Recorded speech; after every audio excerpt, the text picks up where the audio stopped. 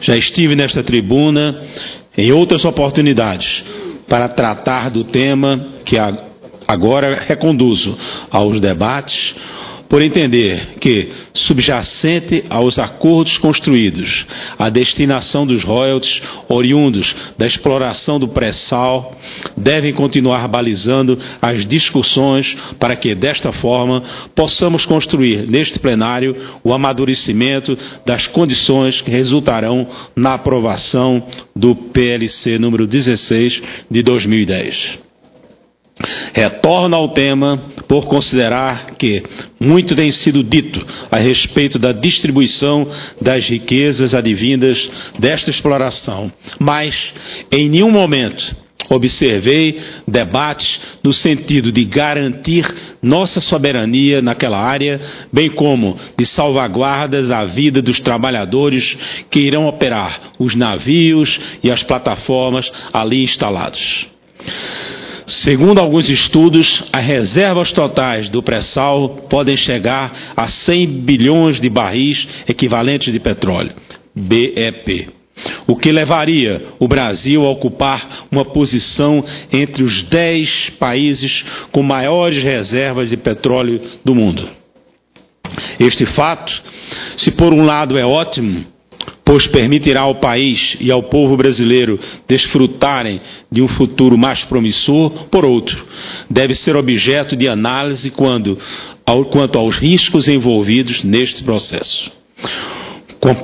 Com parcela do desenvolvimento do país baseado nos recursos provenientes do pré-sal, é importante considerarmos que qualquer ocorrência que venha a afetar ou a impedir a operação das plataformas localizadas naquela região ou dos navios que estiverem sendo empregados no transporte dos produtos ali extraídos causará sensível impacto na economia do país.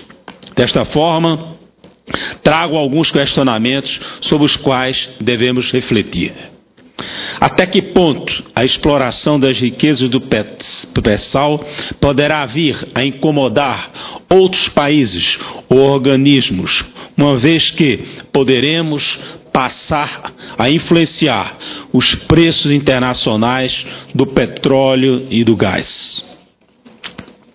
O que faremos, por exemplo, em uma situação de crise ou conflito, caso venhamos a ser impedidos de extrair ou transportar os produtos da área do pré-sal?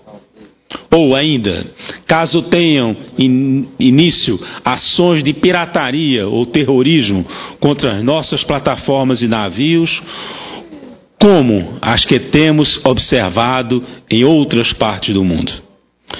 Para que tenhamos capacidade de desencorajar ou enfrentar estas ameaças, é necessário que a Marinha do Brasil, a quem caberá a fiscalização e a proteção das áreas de produção, esteja adequadamente equipada para operar naquela região.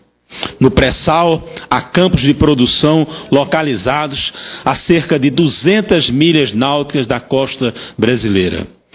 Para que se tenha uma ideia da distância, é praticamente a mesma que separa o arquipélago de Fernando Noronha da costa do Nordeste brasileiro.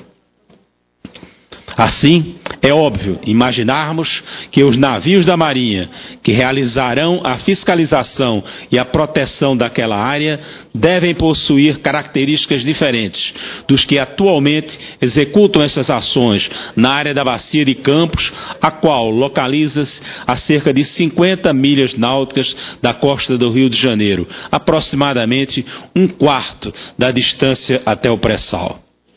O outro aspecto que trago ao debate diz respeito à salvaguarda da vida dos trabalhadores que estarão operando estas plataformas e os navios petroleiros e os gazeiros.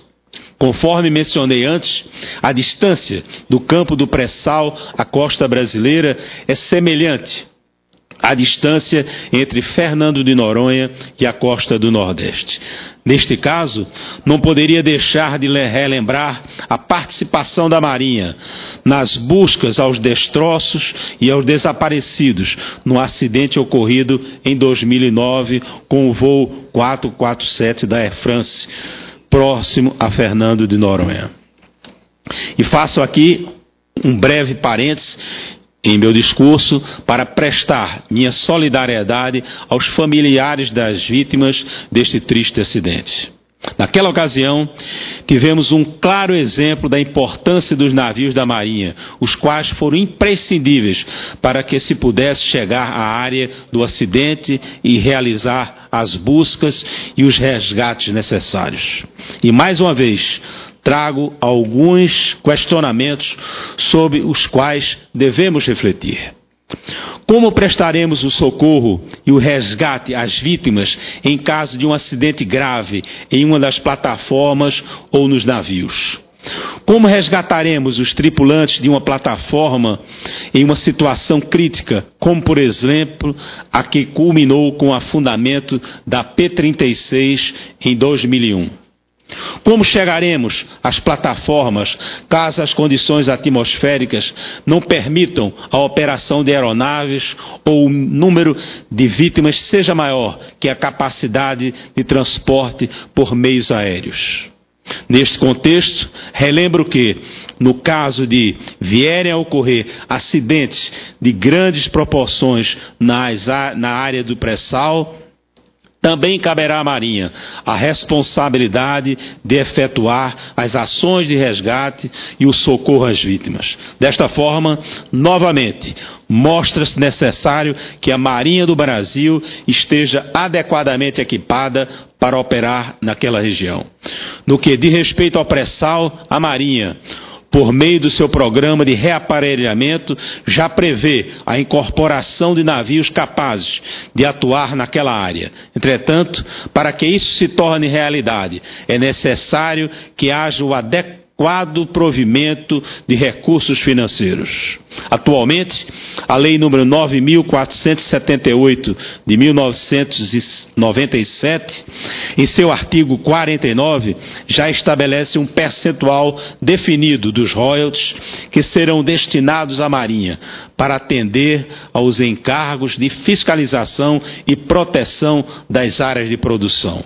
No entanto, nas proposições que atualmente tramitam nesta Casa, o percentual dos royalties destinado à Marinha é nulo ou indefinidos, o que, de certa forma, demonstra que os aspectos que hoje trago a esta tribuna ficam, até então, à margem das discussões sobre a distribuição dos recursos advindos da exploração do pré-sal.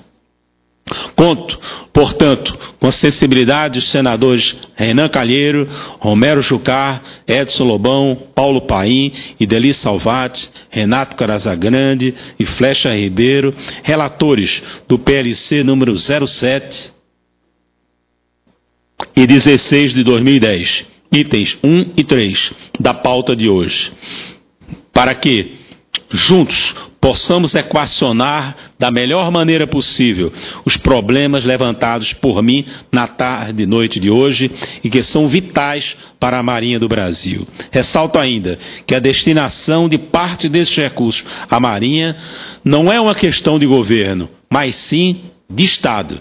E, portanto, conclamo a sociedade e os senhores senadores a refletirem a respeito da necessidade da fixação de uma parcela dos royalties do pré-sal a ser destinado à Marinha do Brasil.